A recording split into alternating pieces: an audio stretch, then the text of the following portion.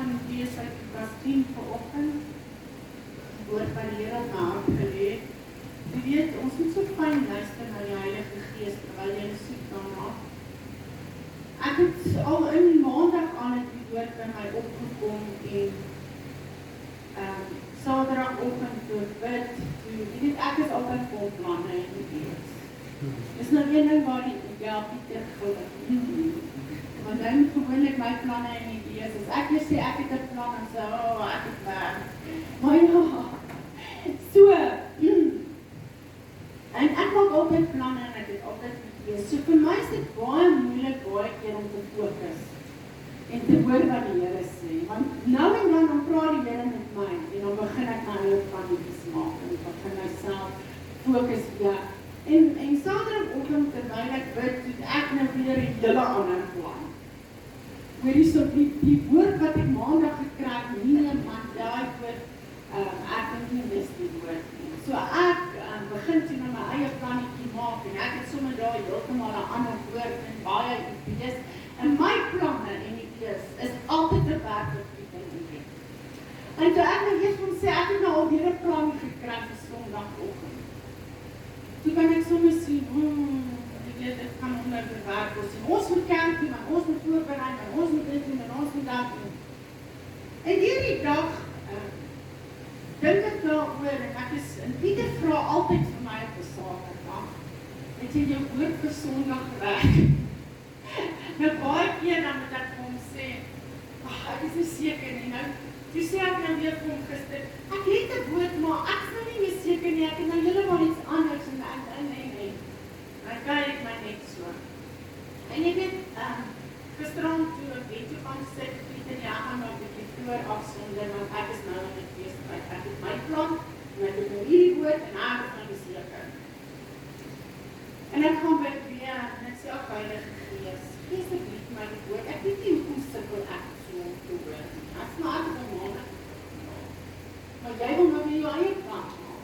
Ekskuus Here, ek gaan nou terug na die woord wat my gegeet. So ek gaan, en jy weet wat so wonderbaar is. Die Here is dan so wonderbaar. Vanoggend toe ek was oor Patrick se studie van die dag lees, toe bevestigde die 100% my woord. En ek gaan later in die dag vir julle was oor Patrick se hele gedeelte wat ek vanoggend van ons gestuur het, ook aanstuur, sodat julle dit ook kan lees. Maar nou om my woord na julle te bring vir vanoggend, gaan lees in Lukas 10 vanaf vers 38 aan. 'n welbekende gedeelte vir baie mense. Kom ons lees dit saam van vers 38 Lukas 10. En op in die reis, dis nou die disippels en Jesus, het hy in 'n sekere dorp gekom. Ons weet die dorp is Bethany, want dit is waar Maria, Lazarus en Martha gebly het. Hulle het in Bethany gebly. En 'n vrou met die naam van Martha het hom in haar huis ontvang. Nou Martha, Lazarus en Maria het dikwels vir Jesus in hulle huis ontvang. Dit was sy gereelde blyplek wanneer hy in Bethany gaan preek het. En sy het 'n suster gehad met die naam van Maria. Die het aan die voete van Jesus gesit en na sy woord geluister. Maar Martha was baie besig om alles klaar te maak. Sy kom die daar en staan en sê vir Jesus, Here, gee U nie om dat my suster my alleen laat om te bedien nie? Sê dan toch vir haar dat sy my moet kom help. So bietjie hier en daar my eie woorde. Maar Jesus antwoord en sê vir haar, Martha, Martha, jy is so besorg en verontrus oor so baie dinge.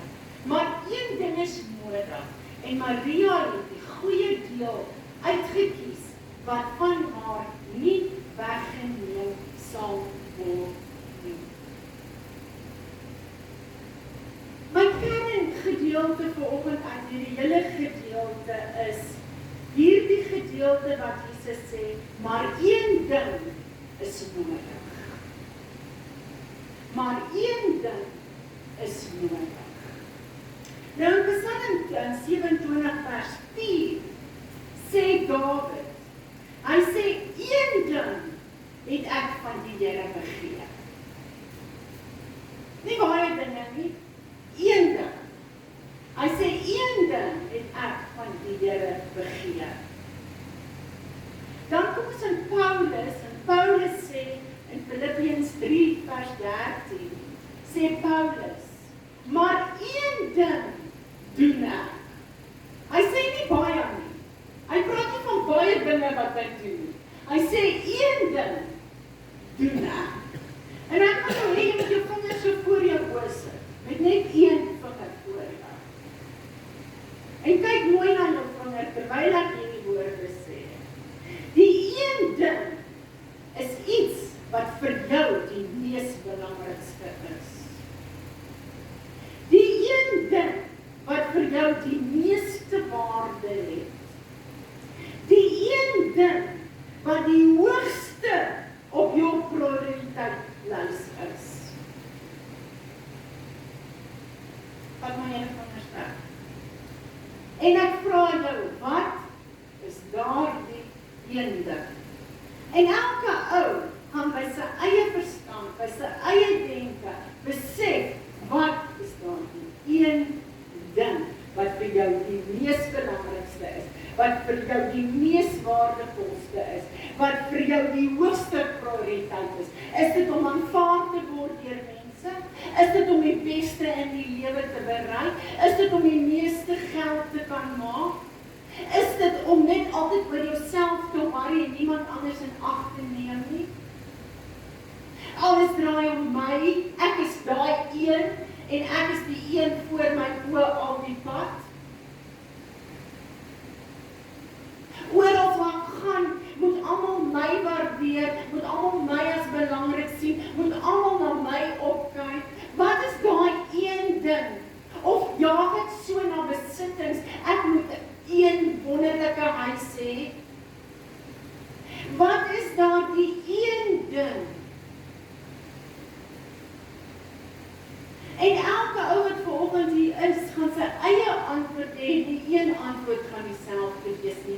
Maar eintlik moet ons almal se antwoord op die einde dieselfde wees. Daardie een ding. Jesus sê, maar een ding is nodig. Nie baie dinge nie, een ding is nodig. Die ryk jong man in Markus 10. Hy kom by Jesus aan. En die woord sê, nadat Jesus 'n gesprek met hom het, sê die woord, en Jesus het hom aangekyk en hom lief gekry. En vir hom gesê, een ding kom jy kort. Gaan verkoop alles wat jy het en gee dit vir die armes. Kon hy daai een ding doen? Want wat was vir hom belangrik? Die woord sê, want hy het baie besittings gehad. En daai een ding kon hy nie opgee. Hy kon nie dit laat gaan nie. Ek kan nie myself laat gaan nie, dit gaan net oor my. Ek kan nie dat mense my nie waardeer nie. Ek kan nie dat ek nie opgelig word en raak gesien word nie. Want daai een ding staan uit bo alles. En wat gebeur as jou fokus op daai een ding bly? Dan raak jy soos Martha. Want Martha se fokus was, sy was besig om alles klaar te maak. Waarmee is jy so baie besig? Sy was besig om daai een ding te doen. Om die mense moet bedien word. Sy is besig. Sy hardloop rond, sy is van die kant na daai kant. Sy soek na daai een ding en wat gebeur wanneer ons fokus op daai een ding sit? Ons begin kom klein. Ons begin kwaad raak. Ons begin ongelukkig raak, selfs teenoor Jesus. En ons kom na Jesus toe en ons sê, maar gee u dan nie om dat mense my so swak behandel nie. Gee u dan nie om dat mense nie my respekteer nie. Gee u dan nie om dat niemand vir my omgee nie. Maar jy is so selfgesentreerd, want jy is die een. En niemand anders kan vir jou omgee. En ons kom met ons kom klein na Jesus toe en ons sê, gee u dan nie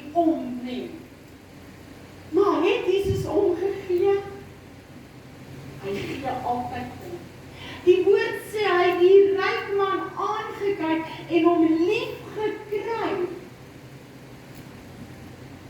En vir hom gesê, een ding kom jy kort. En miskien is daar een ding wat jy kort kom, wat jy moet ontdek, wat jy moet oor jouself kom, voordat jy op daardie plek kan kom, waar jy soos Maria is, wat vergenoeg is, wat by Jesus se voete sit. Jesus sê, maar een ding is nodig. En Maria het die goeie deel uitgekies, wat nie van haar al weggevat sal word nie. Wat nie van haar al weggevat sal word nie. Want al die ander dinge, as jou een ding besittings is, dit kan van jou al weggevat word, vinnig kan iemand dit steel en vat. As daar een ding is wat mense jou moet oplig, jou moet respekteer, dat hulle jou moet as belangrik sien, ek sê nou vir jou net so, draai mense teen jou. Al doen jy ook die beste wat jy kan vir hulle. Mense is onvergenoeg en selfsugtig en hulle sien nie wat raak wat jy doen nie.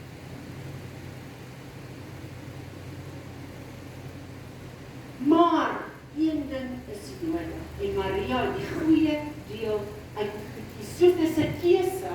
Maria en Martha was albei daar. Albei kon by sy voete gesit het. Jesus het nie geworry oor 'n glasie om te drink nie. As hy dors was, sou hy gevra het, Maria, kan jy gou vir my 'n glasie water gaan haal? As hy honger was, sou hy gesê het, Maria, kan jy gou vir my ietsie bring om te eet, ek is nou honger.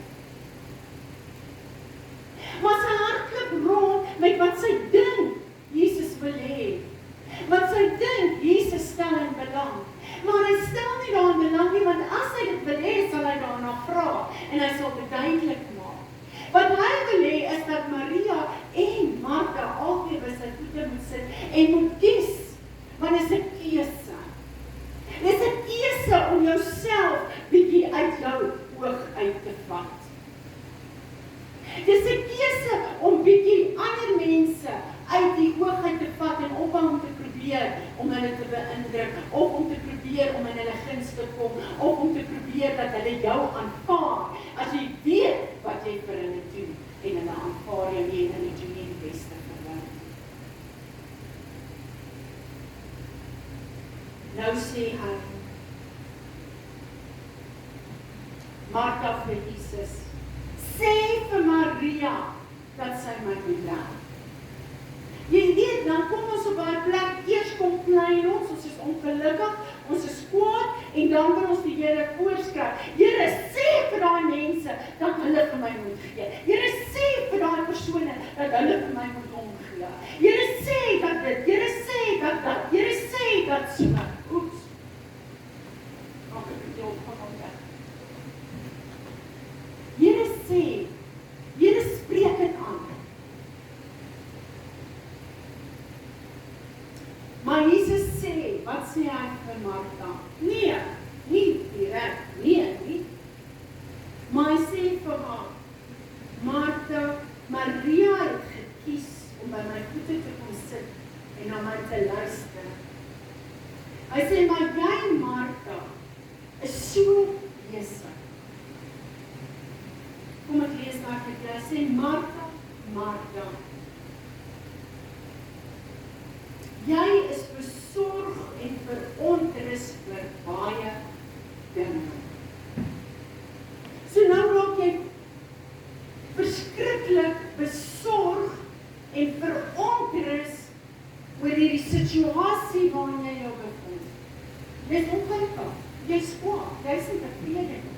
Dis nie reg nie. Dit is nie hoe dit moet wees nie.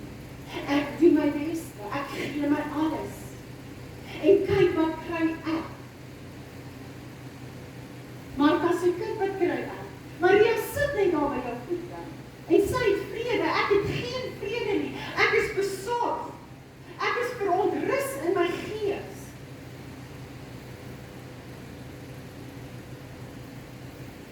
Here, gee U nie omdat my suster my alleen laat doen nie. Ons kan soms so besig raak met waarmee ons besig is. En met wat teen ons kom.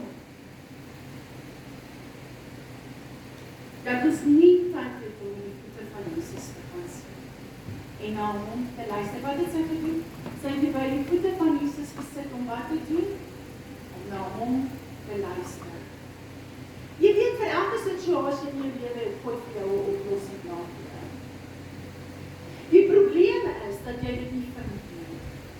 Die probleem is dat jy dit nie kan hoor nie. Die probleem is dat jy dit nie vind nie, die oplossing.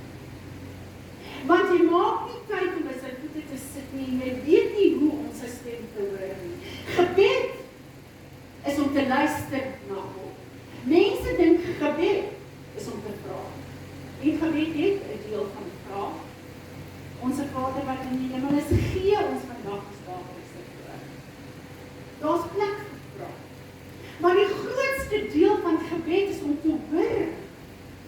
Here, wat moet ek in hierdie situasie doen? Here, hoe moet ek dit hanteer? Here, ons kan nie. Hierdie is, dit kan nie so vir ons werk.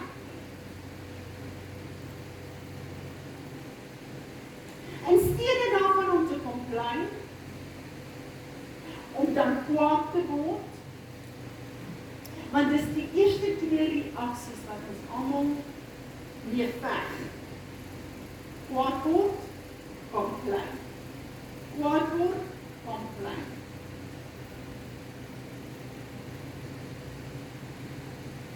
Wat is die een ding wat jy kies?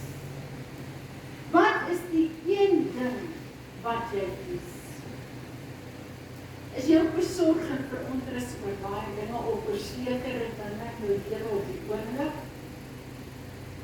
En dit is ware goed, dit is nie fantasies nie. Dit is real things that happens in your life. It's not fantasies, it's not you see something that's not there. It is for real. It is a real problem. It's a real situation. It's something real. Maar een ding is nodig. Dat jy by die voete van Jesus sal sit. Dat jy sal leer om sy stem te hoor en te luister na hom. Dat jy hierdie besig gaan lewe eenkant te kyk. Wat doen jy wanneer jy by die huis kom? Hoe besig is jy? Is jy dan op jou selfoon, YouTube, Facebook, ons sit ure daarop, maar sit jy jou selfoon weg, uit die kamer, nie naby jou nie, gaan jy in jou binnekamer, maak jy die deur toe, en sê, Here, ek weet nie wat om te vra nie, ek weet nie wat om te bid nie, maar hier is ek net om by die voete te sit. En dan bly jy stil, en jy sê, Here, ek sit hier tot ek iets hoor, wat in my gees opkom. Of jy vat jou Bybel en jy begin net sê, Here, waar lees ek? Begin iewers lees. En soos wat jy lees, sal 'n skrif opkom. Sit jy by die voete van Jesus. Maar ons is so besig met die wêreld. Ons is so besig om vir ons 'n lewe te maak op hierdie wêreld, in hierdie wêreld. Sit jy ooit by die voete van Jesus? Sit jy ooit daar om te luister wat die Here vir jou wil sê?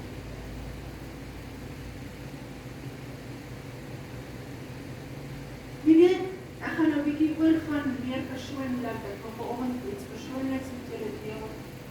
So ek gaan nou, dis basies my message vir vanoggend. En nou wil ek 'n bietjie persoonlik met julle praat.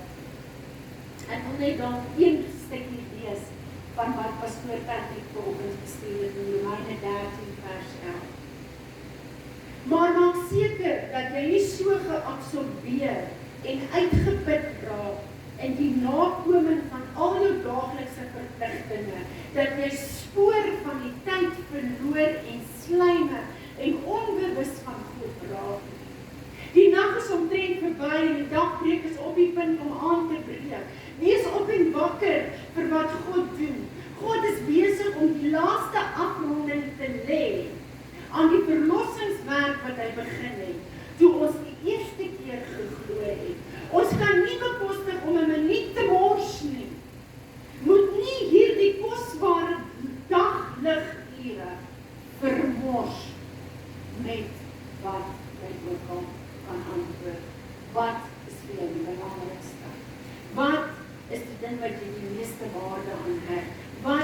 hoogste op jou prioriteit plaas.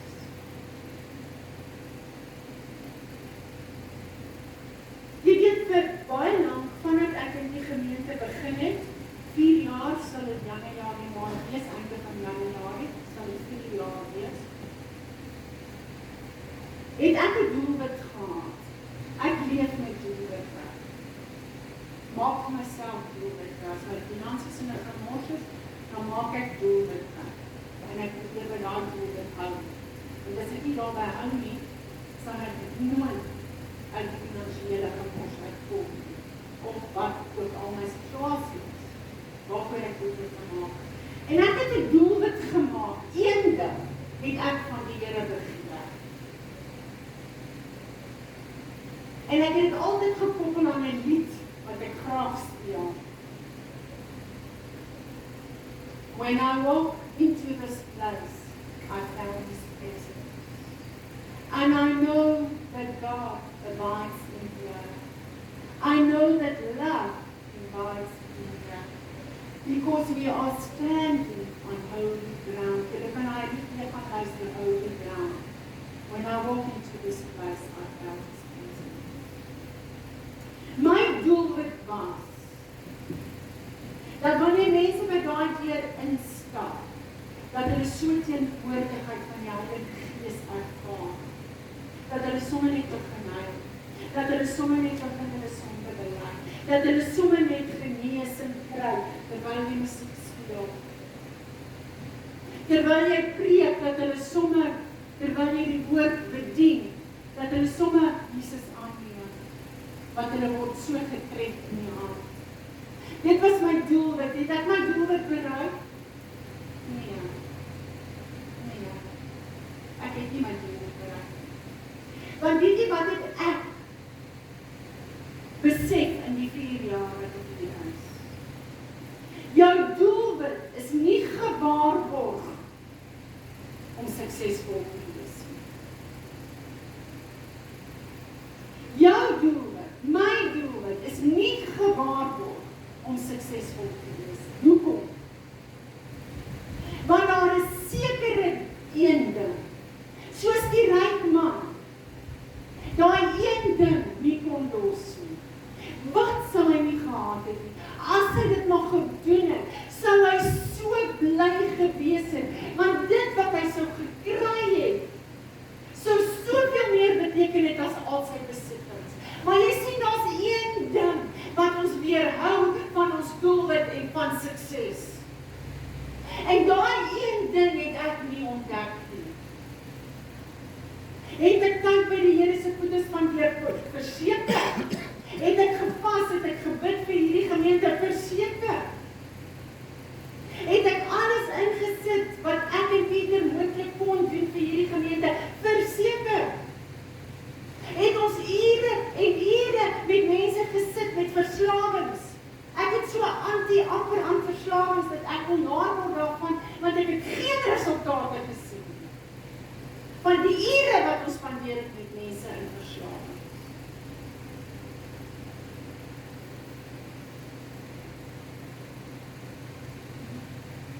Wat is die een ding wat ek begeer? Ek begeer het nog steeds. Dit is nog steeds my doelwit. Maar om daai doelwit te bereik, moet ek 'n verandering. Ek wil vir jou sê, om daai doelwit in jou lewe te bereik, waarna jy so jaag, wat jy so soek, moet jy 'n verandering maak. En jy moet by die Here gaan hoor, wat is daai verandering, wat jy moet maak. En ek moes op my knieë gaan, en ek het ernstig van September maand af, vir 2 maande, die Here se aangesig gesoek en gebid. Gesê, Here, ek het nie my doelwit bereik nie, maar ek wil nie doodgaan, voordat ek dit nie sien nie. Ek wil dit sien, ek wil dit ervaar, ek wil dit sien dat mense hulle hart vir die Here gee. Ek wil sien dat mense sit en huil in die banke van die teenwoordigheid van die Heilige Gees, wat ons so verskriklik nodig het. Ek wil dit sien, ek wil dit beleef. My gesondheid is nie goed nie, ek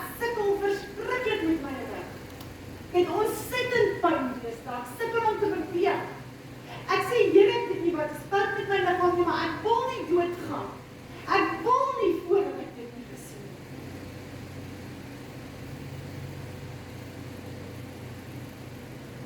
Nie dat ek op pad dood is nie, maar Here, asseblief.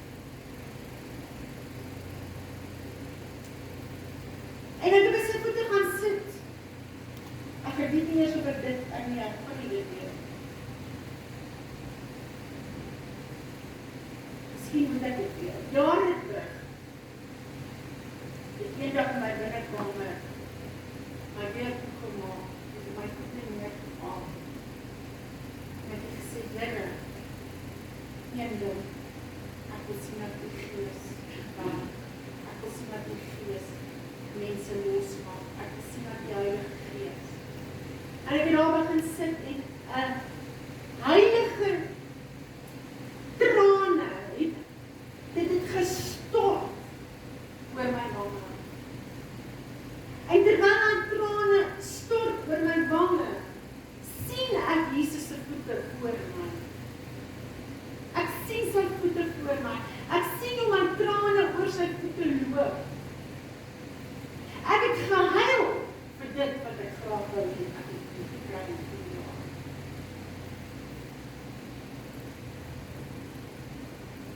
En ek het weer in my kamer gegaan en weer op my knieë gaan sit. Ek het weer 'n moeilike tyd gegaan hierdie keer, want ek het 'n groot worstel. Sê Here, wat van my eenheid wat ek gee? Siele vir U, vrymaking, losmaking, when I walk into this place of darkness and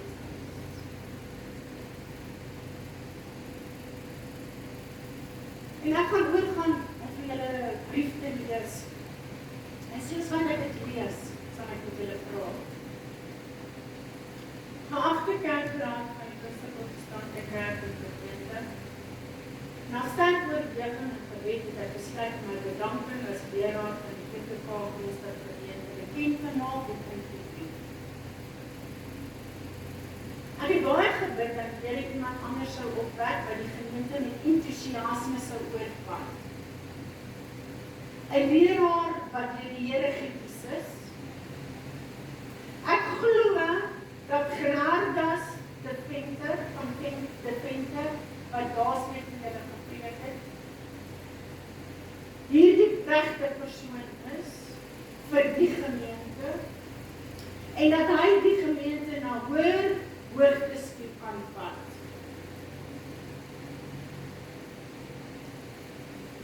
Ek en Pieter, laat die verstaan van die Burgman,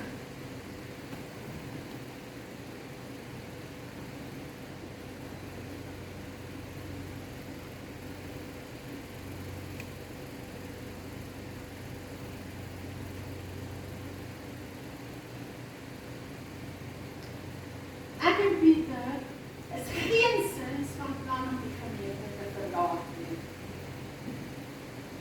Maar sal nog steeds baie ondersteuning en in samewerking met pastoor Gerardus die werk van die Here hier voortsit en watter hoedanigheid ons ook al nodig het op die gemeente. Het gaan nie uit nie, ons gaan nie weg nie. Al wat gaan gebeur is die verantwoordelikheid, die pastorale deel van die gemeente. Hierdie gemeente het 'n pastoor nodig. Ek is nie 'n pastoor nie, ek is 'n leraar. Ja, ek het die pastorale duty vervul, na die beste van my vermoë, maar ek glo en Pieter glo en ons het saam daaroor gebid en ons is in absolute eenheid hieroor, dat hierdie is die regte ding vir hierdie gemeente. Dat hier 'n pastoor sal kom wat nie werk nie. Julle, jy kan nie voltyds werk. In die aande met mense sit met probleme. Buite die kerk ook. Mense kontak jou buite die kerk vir hulp. Aanvanklik het ek hier begin. Ek het nie die las van die musiek gehad nie. Nie dat ek dit nou meer as 'n las sien nie, maar daar was 'n stadium wat ek dit as 'n las gesien het. Johan is weg. Jeff is weg. Almal het geloof. My agtergelaat dat ek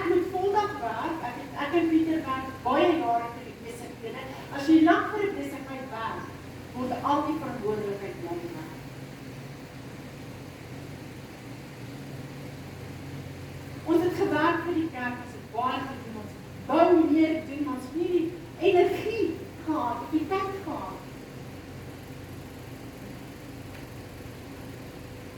Toe moes ek nie net die woord bedien nie, ek moet die musiek doen. Ek het 'n sekretaresse gehad, die loop die sekretaresse, en ek moet die sekretaresse werk, en ek moet die tesourier werk, en ek moet alles doen. Weet jy wat gebeur jy raak opgevuld? Jy raak bloedloos. Jy brand uit soos vuur. Jy kan net soveel vat. Miskien het dit my gebring tot waar ek nou is.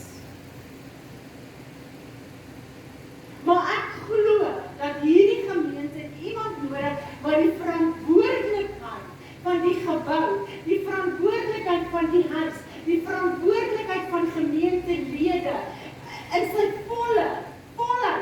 Daai pastoor Gerhardus van Deventer is 'n absolute pastor.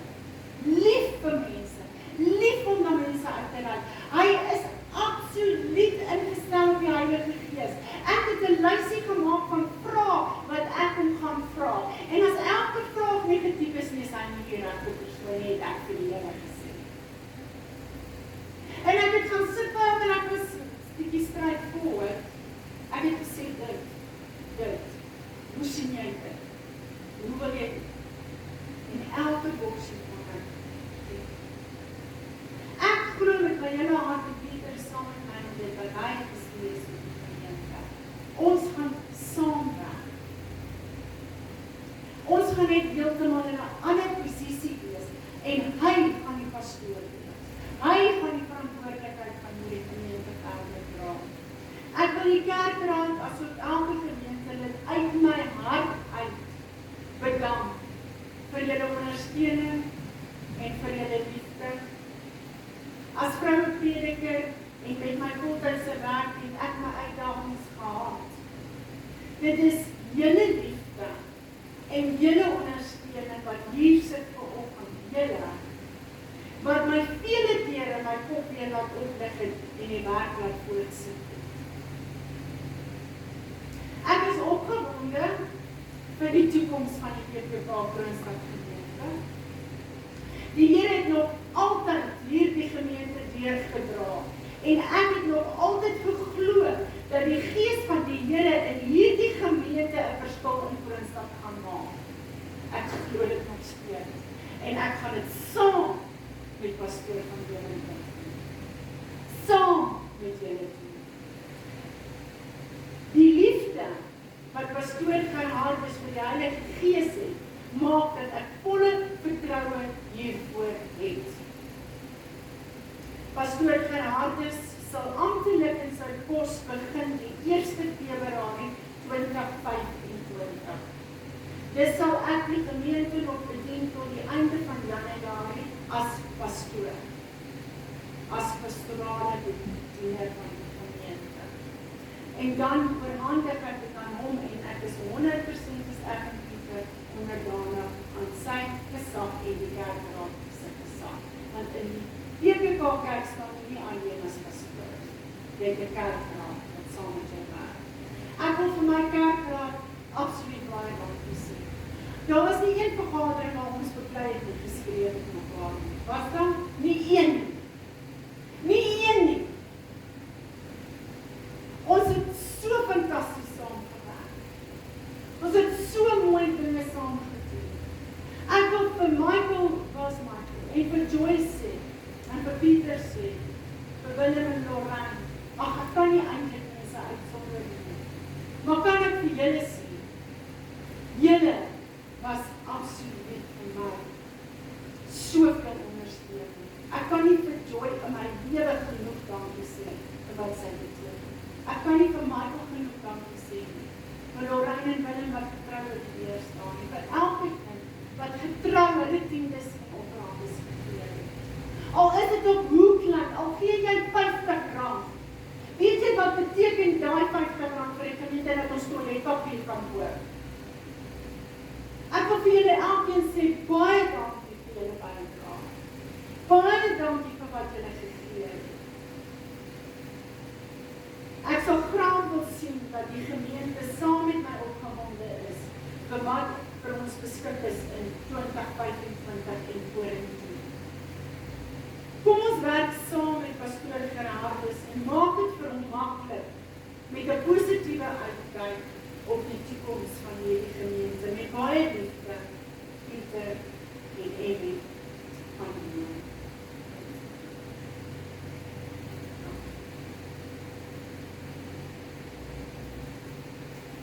Ek wil afsluit met die kern van my van pastoor Henny Paul en Willem en Lorraine. Sal julle asseblief net die agenda teken voordat julle loop ek net in aandag môre na hoofkantoor as julle net sal teken is. Ek het in die week met pastoor Gerardus gepraat, weet jy wat sê hy vir my? Hy sê, Emmy, ons moet jou rustig opstel, want jy moet nog steeds leerings bring en jy moet nog steeds doen. So met tye, en hy sê, as jou pa wil preek, moet hy ook waar rustig kom. Weet jy wat, dis die gesindheid wat hy het. Gee hom 'n kans. Ons is hier. Ons gaan nou meer tyd hê, want nou gaan ek meer tyd hê om uit te kom by dit wat die Here vir my gewys het my volgende stap is. En ek moes dit oorgee. Weet jy wanneer jy hardloop en jy al aflos gedoen vir julle kinders was of in die skool was, jy hardloop om die baan met 'n stokkie in die hand. Dan hardloop jy 'n deel. Maar dan kom 'n tyd dat jy daai stokkie moet oorgee vir iemand anders. En weet jy wat, as jy nou daar kom en jy moet die stokkie oorgee en jy besluit, nee maar ek is so goed, ek kan dit sommer doen tot by die einde. En jy hardloop en jy raak moeg omdat jy nie bereid is om die stokkie oor te gee. Want weet jy wat, dan gaan dit oor jou. Hierdie ding, hierdie kerk, God se koninkryk gaan nie oor my nie. Sorry, gaan oor sy koninkryk. En wat hy ook al beplan, is waarin ons moet hardloop oor die einde. Ek gee daai stokkie oor, om in my volheid te kom waar God my nou kan gebruik, that when I walk into this place, volgend voor die diens het ons so awesome presence van die Here gehad. En ek wil julle weer eens net terugbring na die boodskap van vandag. Wat is daar in die ding? Kom by nou oor. Vra die Here, hy moet vir jou duidelik maak, wat is daar in die ding?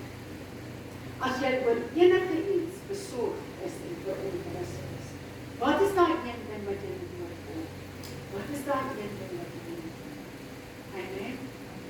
Vader, baie dankie vir die woord vanoggend, Here. Baie dankie vir die mense wat voor my sit, wat jy baie lief is, vir die ek met Pieter verskriklik baie ingegee. Dankie dat ons nog steeds saam met hulle die Here kan doen. En dat ons almal, Vader, ook pastoor Gerardus in die posisie wat jy moet om aanstel, waardeer en ondersteun. Vader, help ons gemeente dan ook, Vader, om in 'n eenheid te bly, dat ons nie hierdie eenheid verbreek en weghardloop en rondhardloop, maar dat ons in hierdie wonderlike, pragtige eenheid en liefde wat onder mekaar is, Vader, dat wanneer hy kom, dat hy verbaas sal staan oor die liefde wat onder hierdie mense is. En ek gee hierdie lof en eer daarvoor.